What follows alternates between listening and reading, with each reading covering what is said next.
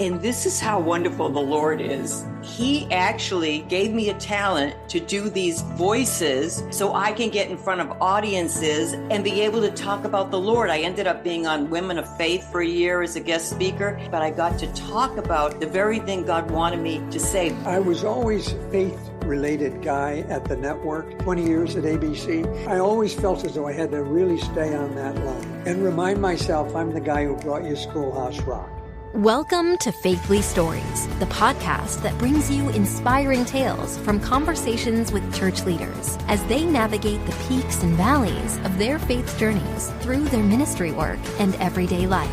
Brought to you by Faithly, an online community committed to empowering church leaders. Learn more at faithly.co. Get ready to be uplifted and inspired on the Faithly Stories podcast. All right, there we go. It works. Well, welcome to Faithly Stories, SQuire Rushnell and Louise DuArt.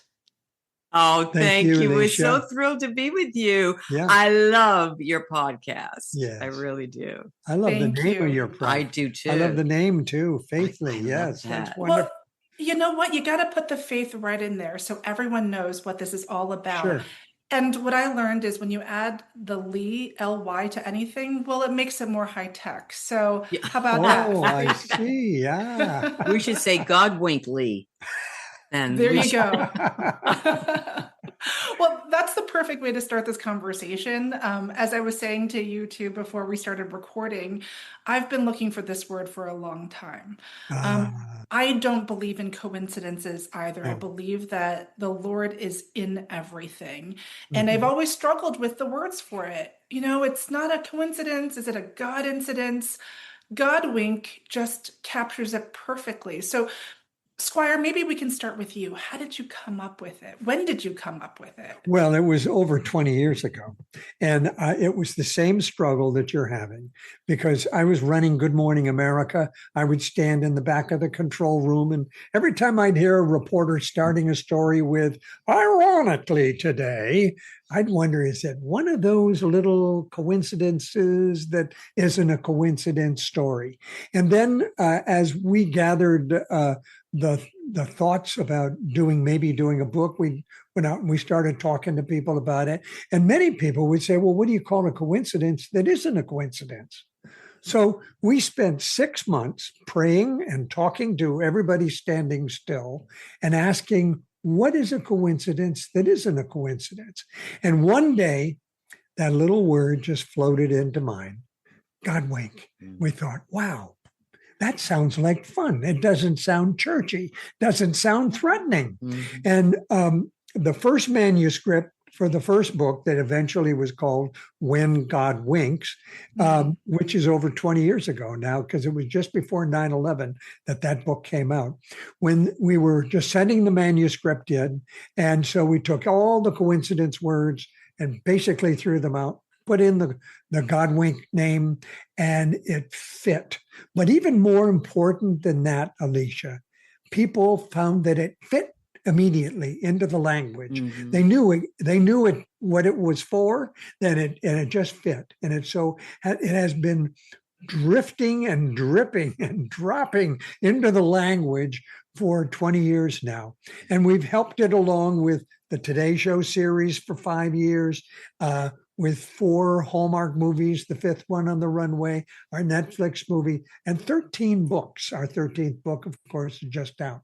And so we really believe that God has been preparing us for a time such as this, that this is the time that the culture is really ready for an explosion of godliness and faith and the great awakenings, and that it is time for God to introduce this new word in a big way. So we feel as though we're right at that tipping point. I'm getting excited to hear all of that, SQuire. Now, tell me, is it true that Godwinks is in the dictionary now? In some, yeah. Yes. Although our trademark attorney says, don't do that, don't do that. But we're working for God. That's right. And And our job for God is to get that word into the language. Yes. I often say that Godwinks are like gifts left at your doorstep. Our job is to get you to open the door, open your gift. Yeah, that's right. And something you said, SQuire, as you started to describe Godwinks really struck me. You said it's not churchy.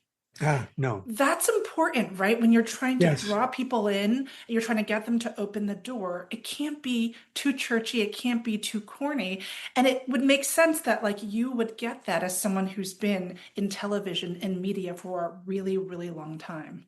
Well, yes, I was always a faith-related guy at the network at 20 years at ABC, and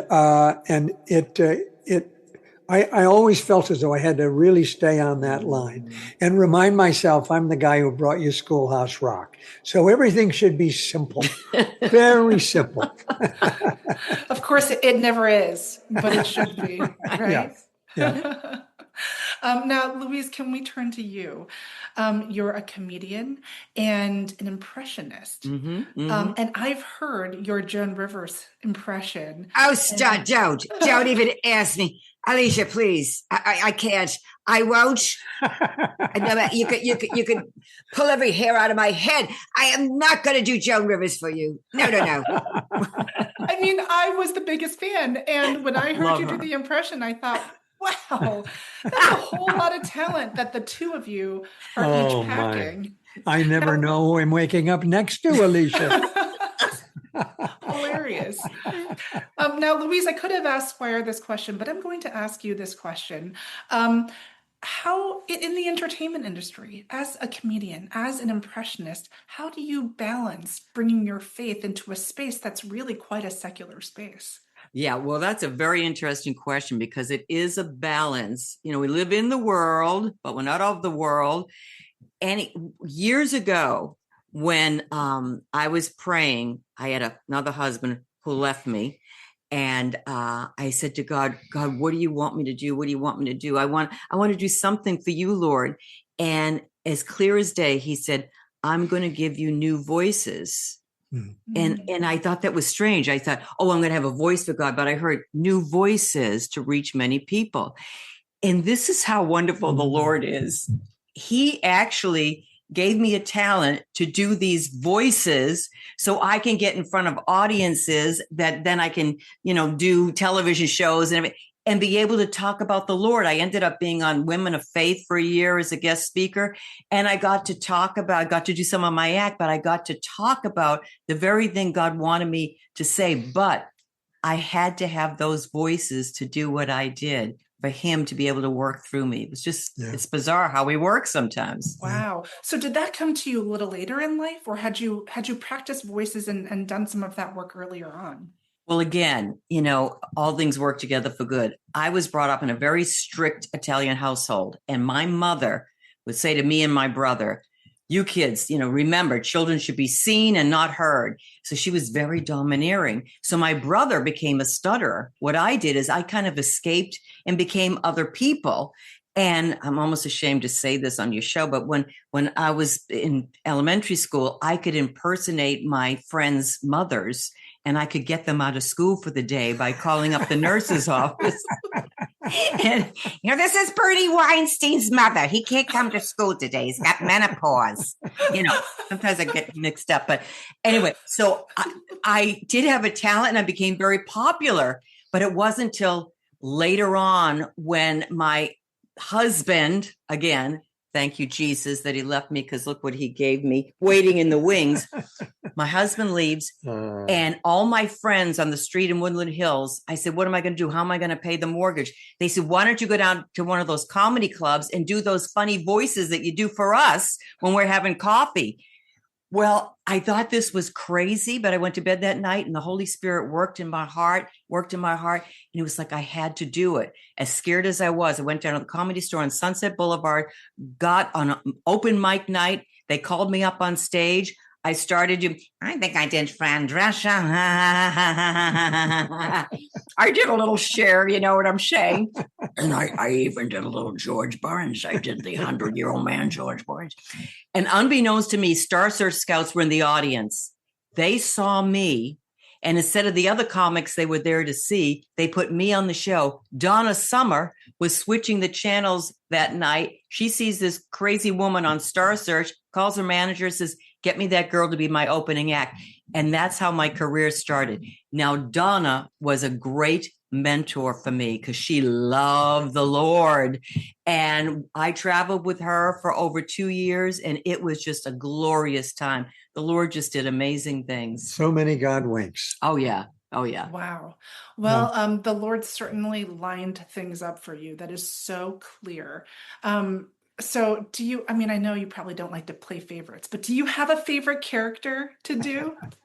Well, I'm in the business, I believe, because of Carol Burnett. I used to watch the Carol Burnett show.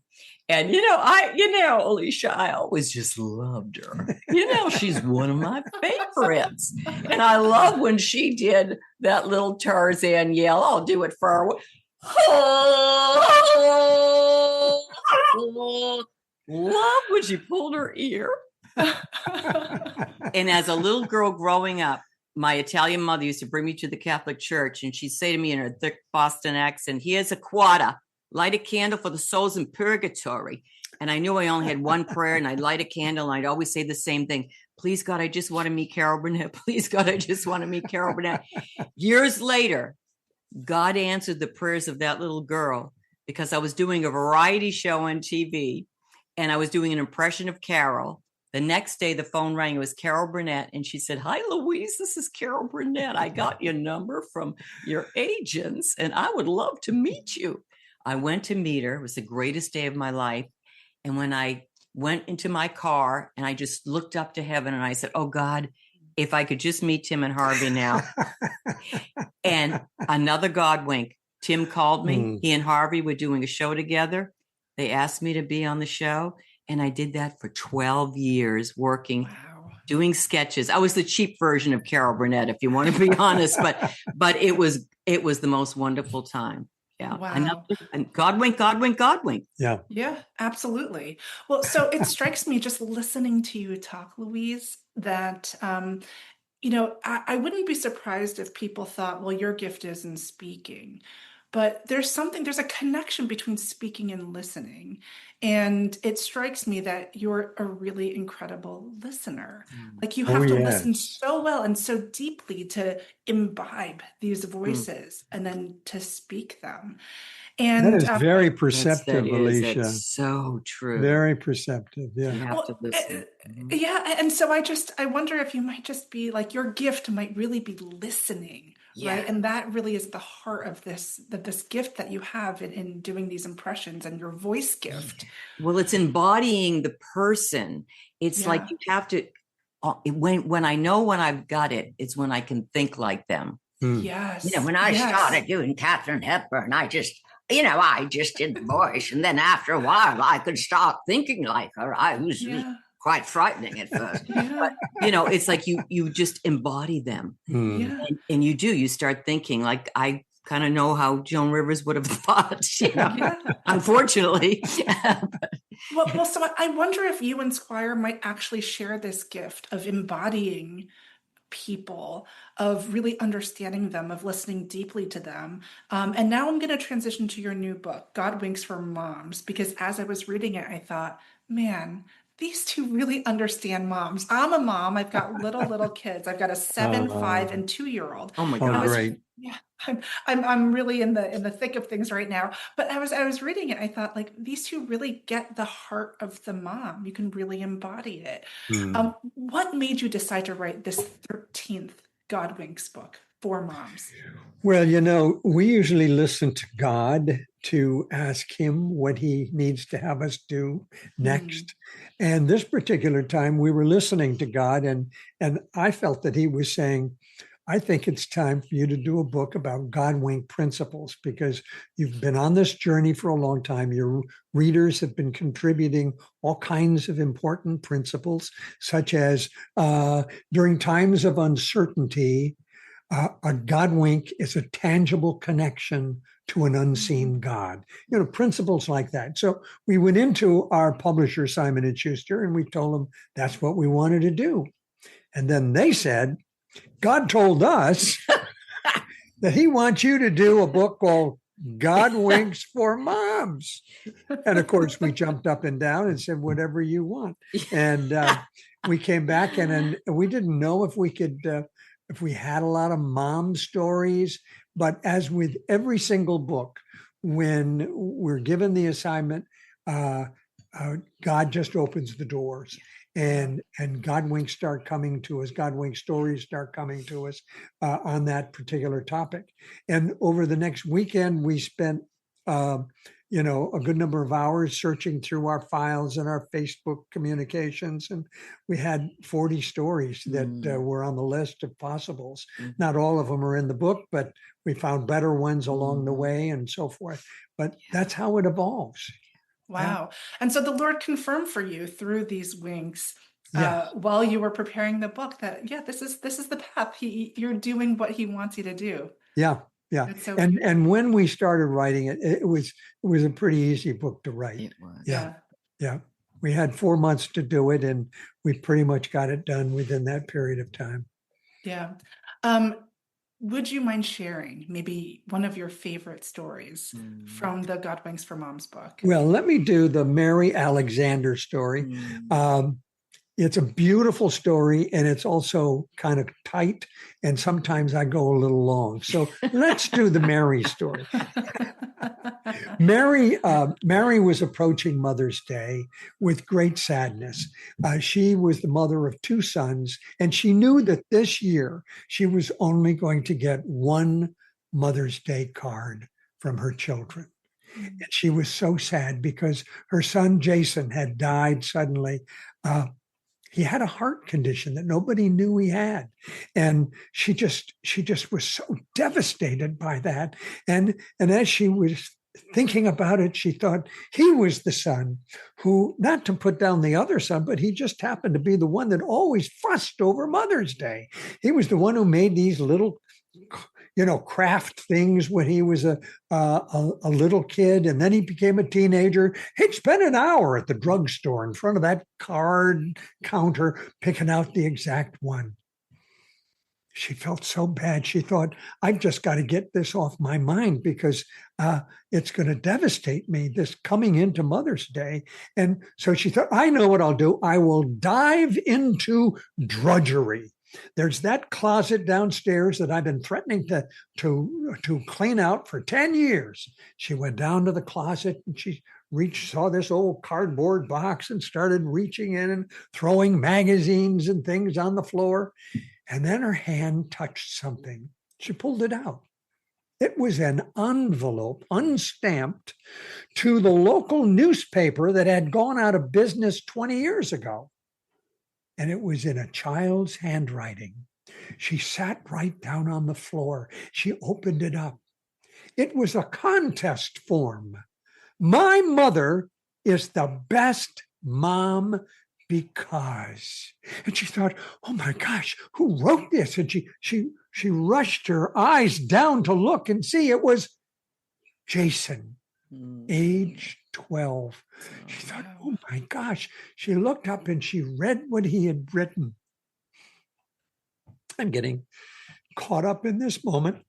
And she cried and she thought, oh my gosh, this is the most wonderful Godwink that I am experiencing, because with God at his side, Jason in heaven has directed me to this card that he had written to me after all, so many years before. Wow.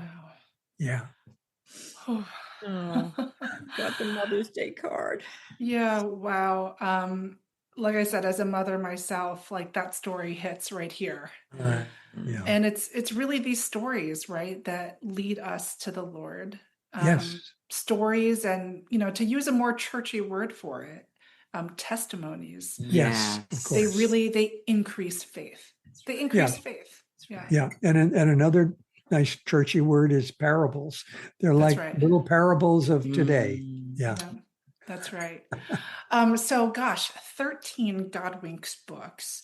Yeah. For readers who have been reading along with you all along through your series, What do you hope they get out of this one that maybe they haven't gotten out of previous Godwinks books?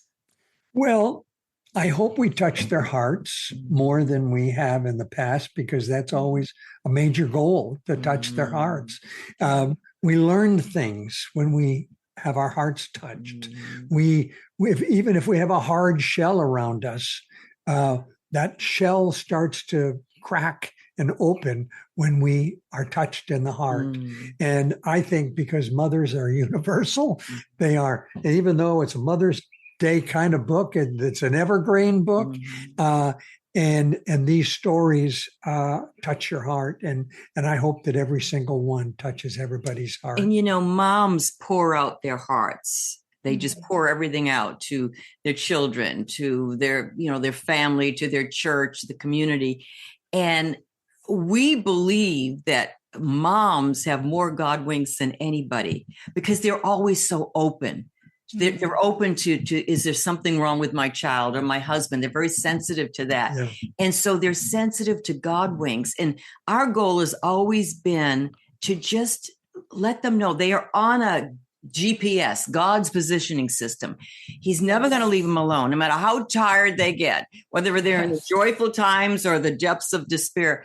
God is not going to let go of them. He's always with them. And he loves to give us these Godwinks, these little signs of hope along our path, letting us know that like when you were a little kid at the dining room table and all the big people are there and grandma, someone you love, gives you a little wink. You didn't ask what it meant. You knew it meant, I'm thinking about you. Yeah. I love you. And that's what a Godwink is. Yeah.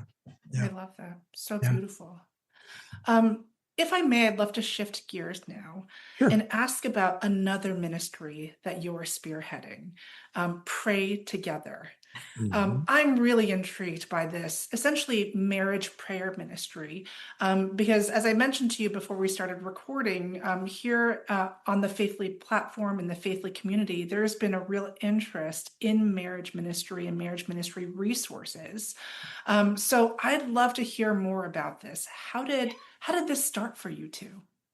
Well, it really started probably by my wife and God working as a conspiracy. Well, it started early because SQuire was married twice before. Yes. Mrs. Rushnell III. And of course, I was married before. And so we had broken marriages. And when we came together, we just started praying. We started praying together. And those words, husband and wives praying together, had never been spoken anywhere that I had ever heard it. I had never heard that in a church. I know that churches promote prayer, but I think the culture of our churches is to promote the women's Bible study and the men's Bible study, women of faith and the promise keepers.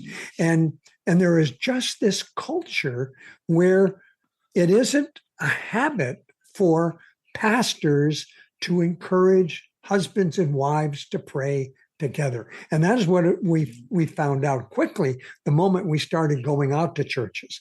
We'd often see very quickly, as we'd go to a church the size of Lakewood, where they would bring in 30 or 40 pastors to visit the lady that does funny voices and the guy who brought you Schoolhouse Rock, because they had something to say. And we'd say, given our background, I'm not so sure that we should be qualified to come here and talk to you about prayer. But wait, we're talking about partnered prayer. Husbands and wives praying together, family members praying together, friends praying together. But our main focus is on couples who pray together. And because we have discovered that when you do pray together, you stay together. And that became the name also of our 501c3, Pray Together, Stay Together. But as we started on this journey, we started realizing, Louise and I, when we started praying together, it was like throwing a sponge in a bathtub. It expanded. It wasn't the sum of 1 + 1 equals 2. It was greater than that. It was 1 + 1 equals a lot. And maybe we were more conscious of the prayers being answered, but we certainly saw that there was a cause and an effect.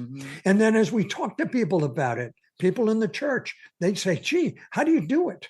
We'd say, what do you mean, how do you do it? Well, how do you pray together? Do you have a room you go to? You have secret words you say? Mhm. And we realized that we needed to take people by the hands and say, it's a simple process. And usually it's the woman who is gung-ho. They're ready to go because women are always ahead of men. You know that little girl toddlers walk before male toddlers? There's a reason for that. God made them that way. Okay, so women are always ahead of men. And so women are always kind of at the forefront of this idea of partnered prayer. And the men are always kind of, I wonder what, you know, this sounds vulnerable. You know, I don't know. I'm good. And so it's always a challenge. The man thinks that it's a bridge, like the Golden Gate Bridge you're asking him to walk across. And I don't know about that. I don't know. But once you put your foot on that bridge, instantly it becomes a footpath. It is nothing but a little bridge from your heart to your spouse's heart. And, you know, we had talked about Donna Summer before, who was just such a great, wonderful Christian woman. She and Bruce, her husband, did take, we called it the Pray Stay Challenge. She said what they did is they would leave their weapons outside the door and they would go into this sacred place and become spiritually naked. She said, where they were so vulnerable to each other and just opened up to each other. And obviously because God was in the center, and it just changed their whole dynamic of their marriage. Yeah. And we hear that all the time. It's just incredible what happens. Yeah. I love how you described, or how maybe Donna described being vulnerable as being spiritually naked. I think that's so important. And I sense that in you two, as you shared why you started Pray Together, Stay Together, sharing your own marriage pain, your own marriage history. I think it was Pastor Rick Warren who said, out of your greatest pain will be your greatest ministry. Yeah. And it really, I mean, I see that again and again from those who are leading great ministries like the two of you. Now, when you two started your marriage, did you pray together right away? Or is it something that you found along the way? No, we prayed right away. Right away. Yeah, right away. I knew, because I had prayed for 20 years for my other husband to come to know the Lord, which he never did.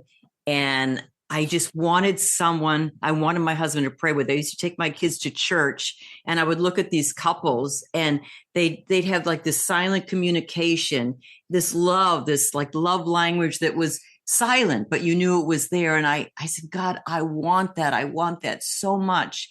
And God gave me the husband that I prayed for. It just wasn't the one I thought it was going to be. Yeah. Right. So when SQuire came into my life, right away we started praying, and right away we started seeing his direction, or clarity. We started seeing prayers. We started seeing miracles happen, and he wants to do that for everyone. That our first book was called Couples Who Pray: The Most Intimate Act Between a Man and a Woman. And it really, really is. Yeah. But when you invite God into a marriage, it blows their socks off. And what we did is that we knew there had to be like research about this. We went everywhere. Finally, we come to Baylor University, and Baylor is doing with us the first empirical study of what happens when couples pray consistently. And the preliminary studies are phenomenal. Yes. Appreciation, delight go up by 30%. Romance goes up by 21%.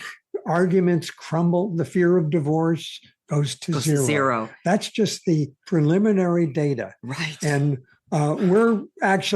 we've been the gathering source, mom and pop ministry here, to gather the data and pour it into Baylor.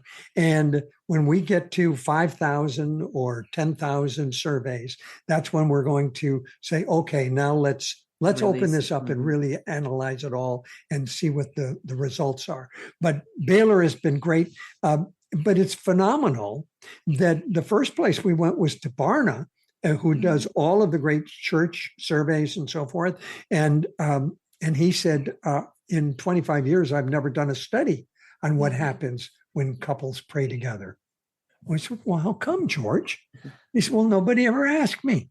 Well, we got to Baylor University and they said the same thing. Nobody ever asked them.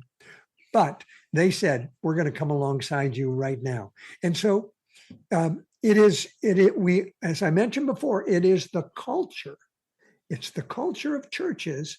And it's almost a discovery when we talk to them about partnered prayer.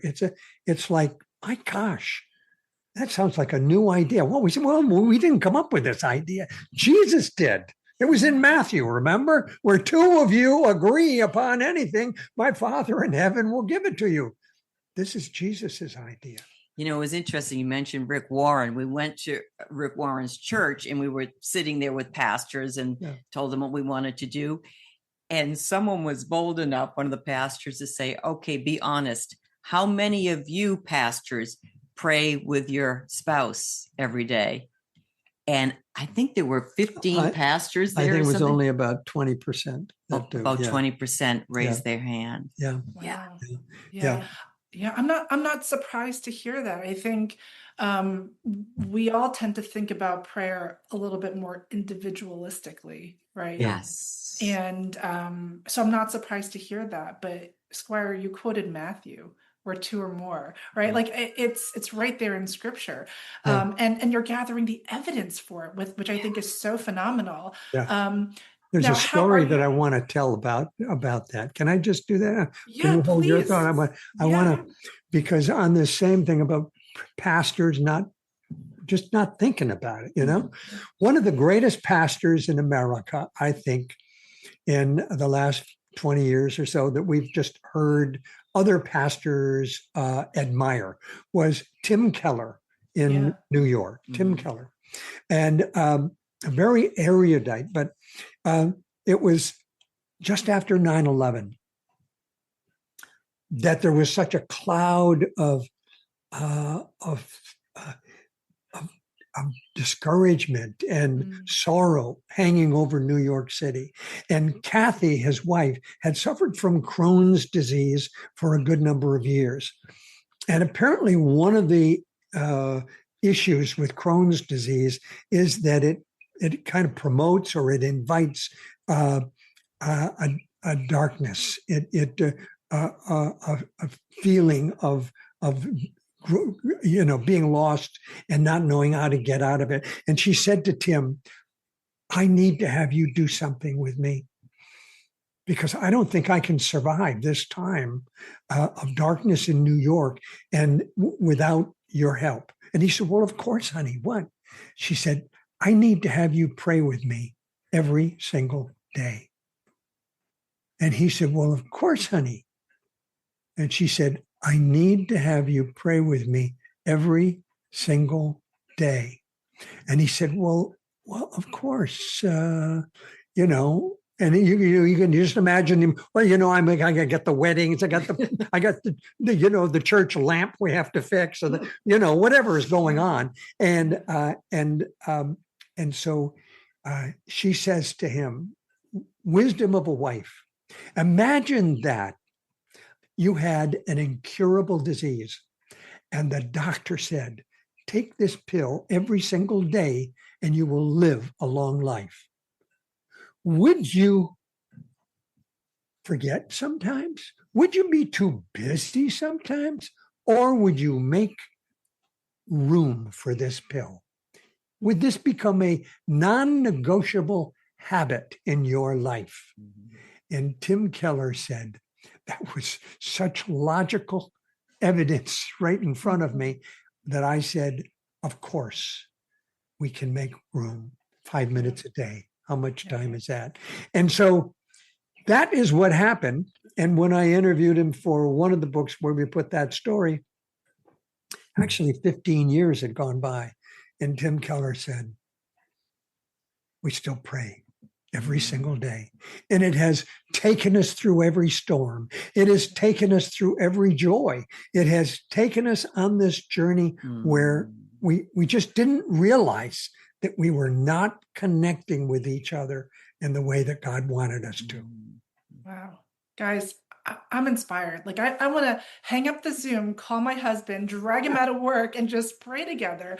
I mean, it's something that like as soon as someone says you should pray together as a couple, as soon as someone says like 5 minutes a day, as soon as someone says like, of course this is the most important thing. I'm like, yeah, but it's hard, and you need to be reminded, you need to be told. And I think you need resources too. You need someone to say, well, this is how we did it, and this is how you might want to do it. So talk about that. We have a lot of church pastors, a lot of church leaders who listen to this podcast. If they're looking for resources, something to put in front of their congregation, what do you have for them?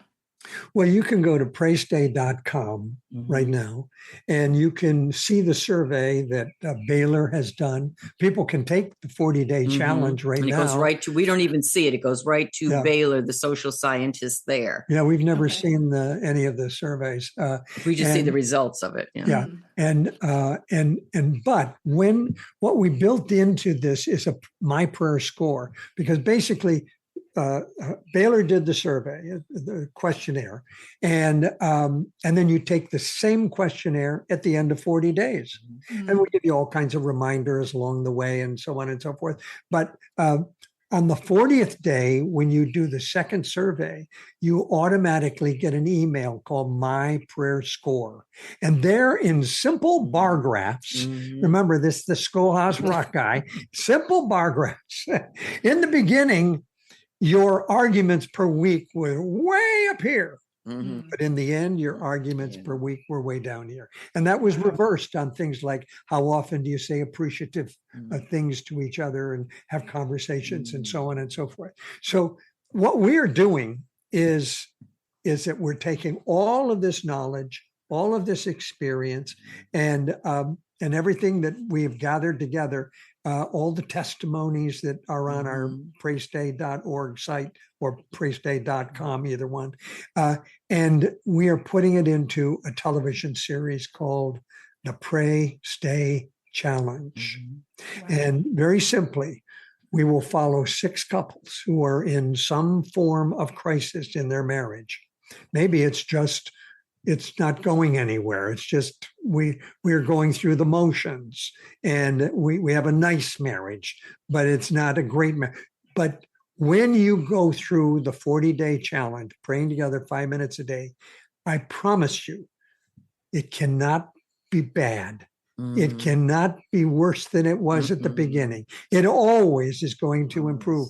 And what we're saying is that this television series will reduce the divorce rate in America when we follow these 6 couples. But it's also going to be fun because we'll have a celebrity host talking to them. We'll also see the raw part. We'll see the heartfat part. We'll see the joy. There will be counselors. We'll have pastoral counselors, and at the end of 6 weeks, we'll see how everybody has improved. And then we start a new cycle with a new celebrity series, a new celebrity host couples. And we already have one network that is in development with us that you would know very, very well. And we're thinking that we can put together a consortium of networks to be able to put this series together. And the number of people who are so excited about it is unbelievable. You can add one more person to that list of people. There you go. Yay. All right. Well, we got a call one day from Church of the Highlands in Alabama, and they said, we want to fly you guys out because we have all these small groups, they have such a ton of small groups. At the time, they had 60,000 members at Church of the Highlands. Right. And they said that over 80% of the people are members of small groups. And the number one popular small group was Couples Who Pray. Our first book. Yeah. So because there's a study guide in the book. And so they flew us out there and they brought us to someone's house, and they had about 50 couples there. They put us on director's chairs and they said, we just want you to hear the testimonies. And the two of us were just like boo-hooing. I mean, it was amazing. They were marriages that were basically, driving to, their lawyer. and took them off the cliff. And then the most precious thing, I think, were the families that said, our children noticed the difference. They would say, Dad, why are you and Mom smiling so much? Oh, you're laughing a lot. What happened to you, Dad? It affects the whole family. Yeah. And, in the churches, I know the churches want to do this, but they've got so many things on their plate. But when you think about the husband and wife, that's the nucleus. That's where it all begins. That's the legacy starts there. We actually, when we were writing this book, we got a call from Denzel Washington's wife, Pauletta Washington, not to drop names, but she found out we were writing this book and she said, I've got to be a part of this book. She wrote her own story because she said, when I was a kid growing up, I saw my parents praying. She said it had such a profound effect on me and now on my marriage and my children's marriages. She said it's a legacy that we leave. And so, we're hoping to get her maybe involved in this TV series. We'll see what happens. And it would be great if we could get Denzel. Please, Jesus, we're praying. And other celebrities, Daryl and Tracy Strawberry, they're going to do some little video for us for the sizzle reel, and of course Daryl Strawberry, a huge superhero in the sports world, and who had the greatest highs and the lowest lows, and it wasn't until he found that hole that was within him was for God, and it wasn't for all the things that he tried to put into it to make him feel comfortable and content, satisfied, and whether it was the big cars, the big house, all the flash, all the whatever, nothing could fill that hole until he put Jesus in that place. And that was the moment that he came to the Lord, and he met in rehab Tracy, who was there, and they were both in rehab, and they came together and they had this faith that they bonded together with it, and they made the commitment that they were going to use their faith and their experiences for the betterment of people who are still struggling in some place or another. And so, but what Tracy was telling us the other day was that moment when she wanted to talk to Daryl about praying together. Remember, I said it's the guys are slow to the party. The bridge is too long. I don't want to be vulnerable. And so she said to him, Daryl, we are on the verge of our third divorce. Yeah, we're having some issues. You had 3, and this will be my third one. We are on the verge of that. We must pray together. And he was stone-faced. She said, I need to have you pray with me now. And she put out 2 hands. We need to pray together. And he was silent. And then he reached up and he gave her 1 pinky. His pinky finger for her to hold on to. And so she said, I think God is telling me to take that. And so she took that pinky. She put her pinky in his pinky. And within days, it started going to a hand. And then it went to 2 hands. And then pretty soon he was laying out the Bible. He was making the coffee. And that's the way it always happens with men. Yes. They are slow to the party. But once they get to that party, they are taking charge, head of the family once again. And so Daryl and Tracy, magnificent. Great marriage. And it was great prayer. Ministry. Yeah. It was prayer. Yeah. Well, so I started this line of questioning by asking, well, what resources do you have to offer? What guidance? And we just got it right there from the Strawberries. Start with the pinky. That's right. There you go. There's so much to unpack in everything that you said. I'll just sort of restate a couple of things. So for folks who are interested in bringing Pray Stay to their churches, to their congregations, they should go to praystay.org or praystay.com. It sounds like they can link to your book, which has a study guide. It sounds like maybe there's some guidance and other resources there as well. Lots of videos. Yeah. Yes. And it sounds like perhaps that people, if they want to, can participate in your survey there. It's a 40-day survey, it sounds like. Yeah. And not only will they be a part of the overall results that Baylor University is trying to capture to show the impact of prayer, but they can see the impact of prayer in their own marriages. Is that right? That is correct. That is correct. That is wonderful. Yeah. Yeah. And when we do this show, Pray Stay Challenge, it'll have an app.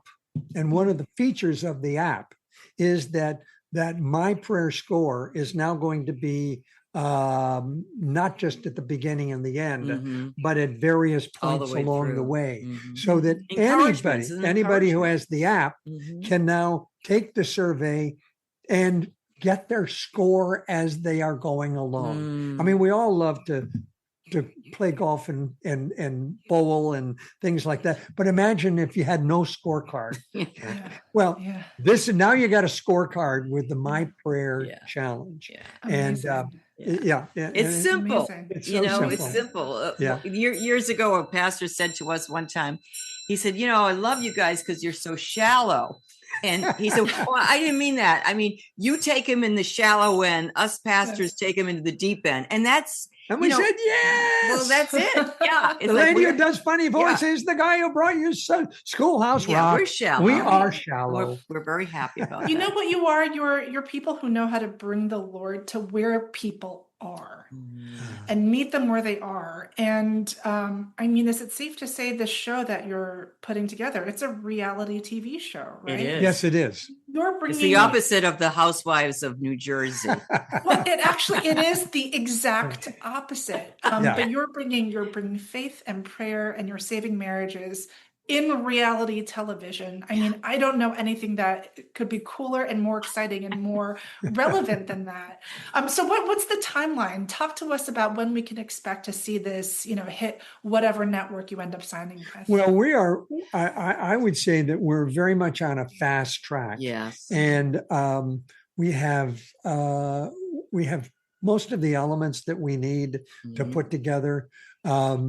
We know that we've got to create the app. We've got to create certain things, but we're pulling together the last of the elements. So, and in the television business, you kind of move pretty quickly. Right now, if Hallmark or Netflix gave us a movie pickup, we could have it on the air in January, and so this kind of a series, we could have it on the air in January, and we could be going or we could back up from 40 days from Easter and and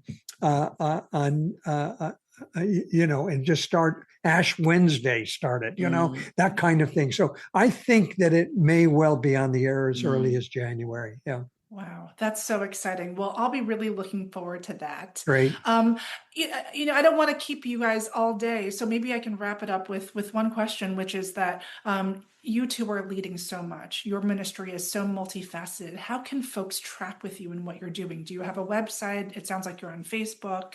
Mm-hmm. Yeah. We are on Facebook. We have almost 500,000 followers on Facebook and Godwinks.com. Godwinks.com. That's which Louise spends her primary time on that. Also, she contributes to the other one. And then Godwinks, and that's Godwinkers. And then that's a private group. And then Godwinks, Facebook.com/Godwinks. That's been a very strong storytelling base, whereas the Godwinkers is more prayer-based. And so we're just moving quickly together on that. And, it's interesting because people say, well, where do you get these Godwink stories? Yeah.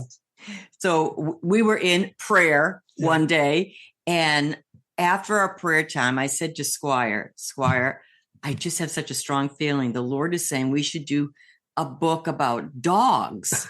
And he says, honey, we don't even have a dog. I said, I know, but I said, I just feel so strongly that the Holy Spirit is just impressing upon me. So he said, well, where are we going to get the dog? We could do dogs like as the center of the Godwink, but where are we going to get the dog stories? And the very next day, I open up my Facebook page, Godwinkers, and someone says, hey, did you see this great story of a canine officer who adopts this dog named Ruby? And it was the most amazing Godwink story. I read it. I told SQuire. He called the principal people. We sold that to Netflix. That was our first Netflix movie, And- Rescued by Ruby. And it is one of the top family faith movies on Netflix. Your kids would love it. That's Alicia. how Rescued by Yeah. Ruby came about. I didn't Yes. know that's how it started. Oh Yes. my gosh. Yes. Through a Totally prayer. a Godwink, dogwink. Yes, but it was through us praying together. Yeah. See, when a couple prays, because it's like, the closer you get to the top radio tower, the clearer the voice comes. Yeah. And if you pray every single day, you start hearing the voice of God much clearer than you did maybe at the beginning. And that's what we're finding now is that his direction, his clarity, it's like crystal clear now. And that's why when he said, I want you to do something with dogs, even though we didn't understand it, we knew that, okay, if God was impressing that upon us, Yeah. then we need to do that. Yeah. Wow. Well, somehow you've just pulled together like the Holy Spirit nudges, social media, using your community on Facebook. You're pulling in Netflix, and of course, prayers at the center of it. And it all comes together, and you have something really from the Lord to offer to the world. It's really so beautiful. Gosh, I could really sit here and talk to you two for like 12 hours. But, I'll probably leave it there for today. I want to thank you so much for jumping on the podcast. It really has blessed me. I've learned so much in this conversation. Thank you, and Alicia.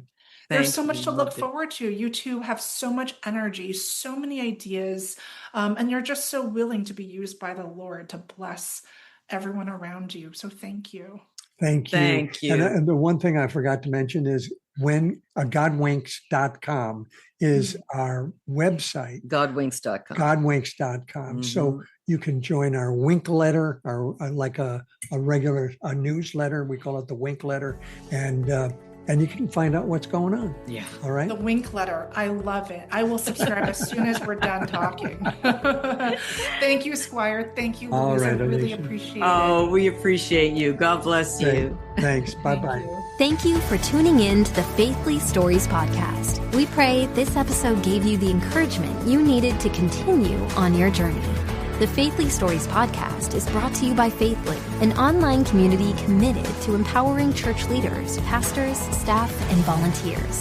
The Faithly digital platform offers innovative and practical tools and resources to enhance connection, foster collaboration, and promote growth within the church and ministry space. Remember to subscribe, rate, and review our podcast to help reach more listeners like you.